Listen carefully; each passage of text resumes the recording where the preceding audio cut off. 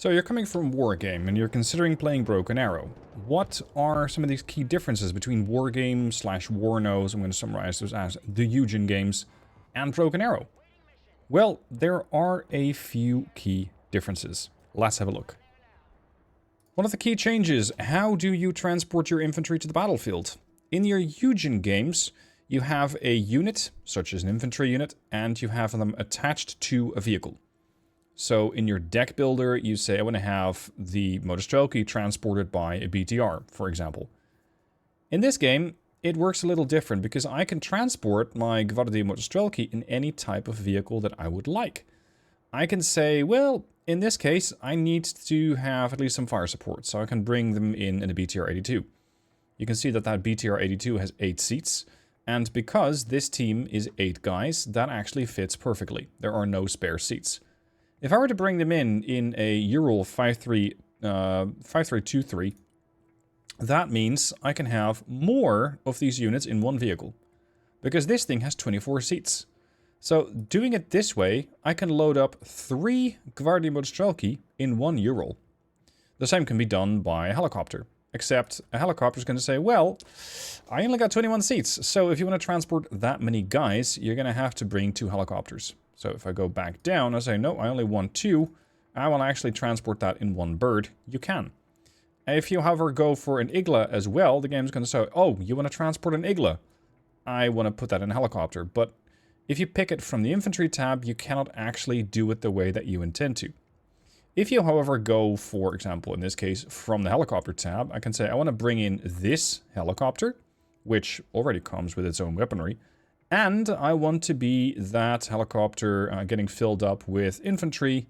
In this case, let's say line infantry. I want to have an AA team and a recon team. And, well, we still got some spare seats. Why not an HGM team as well? This way, everybody's going to come in on the same ride. And that way, you are saving on transports. But there is a catch. This might sound very appealing. You're saving points on transports. I can deploy more units, because I'm not spending that much on a transport. Yeah, but you're putting a lot of eggs in one basket. If this transport dies, everybody inside dies. So, yes, you're putting a lot of, let's say, cost saving into the battlefield. But, if I find that this helicopter gets shot down, which the AI here is hard at work to do, I lose all my units. So it comes with benefits and it comes with some downsides. Another noteworthy thing is that, for example, an infantry squad here, these guys consist of 8. But let's say that you have a bunch of casualties and the squad's been reduced to 2.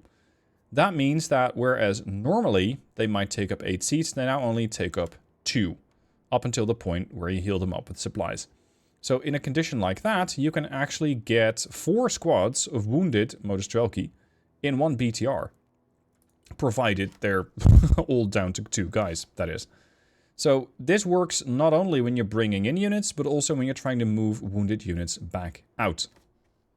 The way that Broken Arrow treats bringing in supplies is also a bit different. Because whereas Wargame and WARNO, you say, I want to have a supply truck come in and do this. Just supply your units to the front line. In WARNO, that typically works, but your supply truck really only does one thing. It kind of sits there and doesn't do much. Broken Arrow says, no, we're doing that different. I have a support tab over here. And here I can find the Ural 5323. I can put either just 1,000 points of supplies in there, or all the way up to 8,000 points of supplies. And then the truck comes in. The truck is going to be able to drop off those supplies. The beauty of this system is that I can then pull the truck back out. And I can now, for example, use it as an infantry transport. Might not be the best call because they are fragile, but yes, it is possible.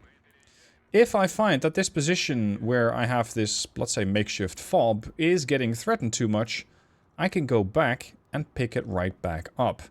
And that way, I can actually make sure that these supplies get located over to a different site. In a battlefield situation, this can also be very useful, because you might be able to get an MI8 over there with a bunch of supplies.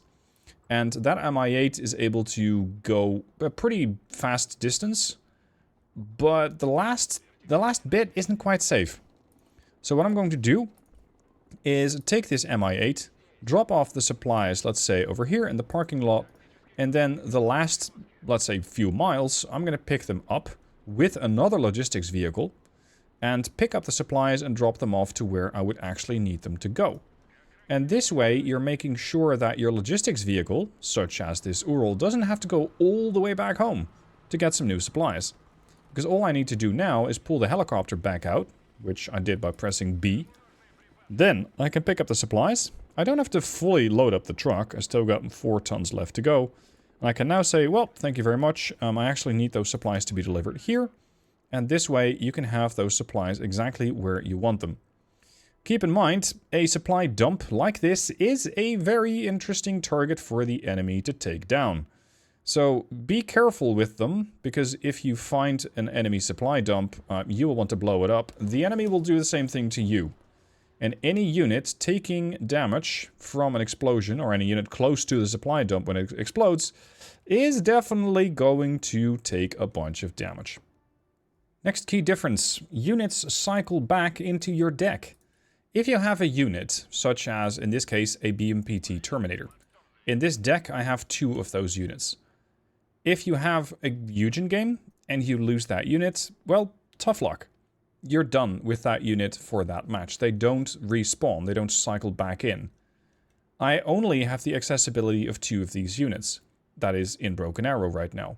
So what I can do with this unit is I can push, and if I push and eventually end up losing the unit, that is not the end.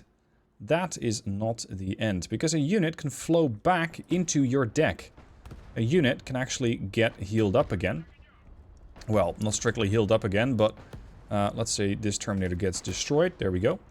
What happens now is that over here you see I have 1 out of 2, but there is a +1 right next to it. And a sort of a countdown timer.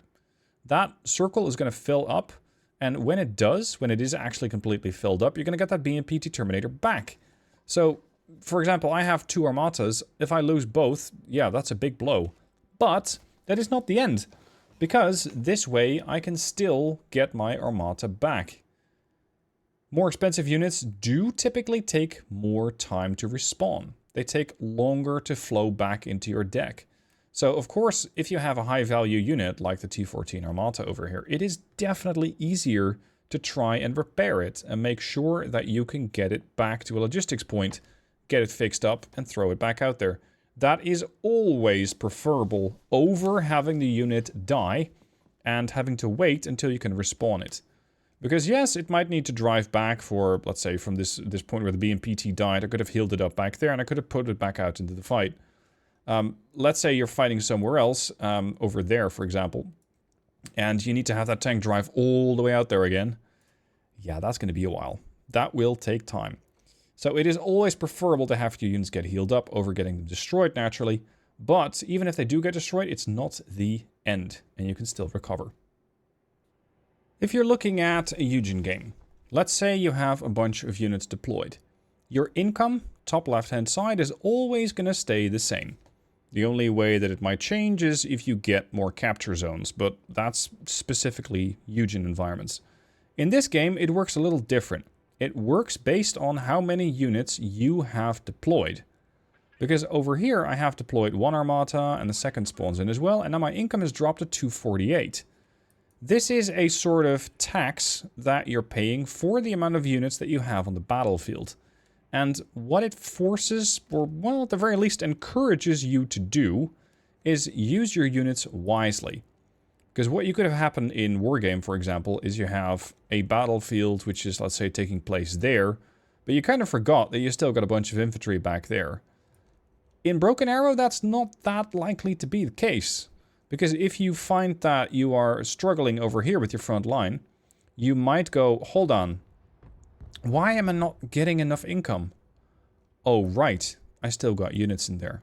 So in a situation that this game places you in, where losing a unit isn't the end, and where having a unit wasted forces you to use more of it, you are definitely encouraged to bring those units back up to the front line. Wastefulness is kind of frowned upon in this game. Definitely, you can have a T-14 Armata sitting out there doing nothing. You can have a very expensive artillery system sitting out there and doing nothing. But sometimes it is better to, for example, have the Smirch fire off its artillery and then sell it off using the B command, or back to base. This way the unit will despawn. It will also allow you to then get your income back, and it takes less time for the unit to come back in. My income has gone back up to 248, and if you're looking at supports, you can see the Smirch is already respawning, if you will. It's already flowing back into the deck. This is quite different from Wargame, because Wargame typically, well, you can have basically your entire deck on the battlefield, and you'll still have income. Broken Arrow does not allow you to do that. Well, maybe if you're patient enough, but by then, most likely the battle will already be over. Another key difference you need to know when you're playing Broken Arrow versus one of the Eugen games is the way that you can gain points. Broken Arrow has the game divided up into 3 phases. In each phase, you can gain a bunch of points. You can do that by capturing capture zones. Those are the ones with the letters, the blue boxes or the red boxes, depending on who has control. And you can get kills. If you manage to get a whole bunch more kills than the enemy team, you're going to be getting points for that as well. This might have a snowball effect. If you get a bunch of kills, I'd say there's a greater chance that you will also have better map control. And as such, you might also be able to get the points from the capture zones. So there is definitely an argument to be made that this is not a great scoring system. I didn't invent it, this is just the way that the game works with it. Very important to know is that these phases reward kills and capture zones differently. Phase 1 is going to give you 1 point, Phase 2, 2 points, and Phase 3, 3 points. So if you are not doing great in, let's say, the first half of the game, that is not necessarily the end. If you're able to come back in Phase 3, capture a whole lot of zones, as well as get a bunch of kills, and those two might work together, then you can pretty easily come back. You can still win the game in the last half, or even the last 10 minutes if you play it well. Of course, something else is at play here as well. If you are looking at the other mechanic, which is the more units you have deployed, the less income you have, this works with the scoring system pretty much directly. Because if you're able to get a whole bunch of kills and the enemy has to spawn their units back in, the income for the enemy is also gonna go up, because they don't have as many units deployed as you might have. So this means the enemy might suddenly, in Phase 3, towards the end, do a big push, throw a whole horde of tanks onto you, and, well, you might have your units so spread out that you can't actually handle that. So be prepared for Phase 3 rush tactics, where you're going to see lots of units, and especially blobs, suddenly coming at you, and still having the battle swayed in the other direction. If you're doing badly in Phase 1 or Phase 2, it's not necessarily the end, so keep it up. Alright, those are some of the key differences. I hope that with this, you're better prepared to play Broken Arrow. I think it is a very interesting game. I'm not saying it's better than Wargame. I'm not saying it's worse than Wargame or WARNO. It's just different. And different, I think, is alright, because it gives us, as gamers, more options. Let me know what other key differences you think people should know about this game. Let me know down below in a comment. And I look forward to seeing what things I missed. Thank you for watching. Hope this was useful. And I'll see you out there on the battlefield.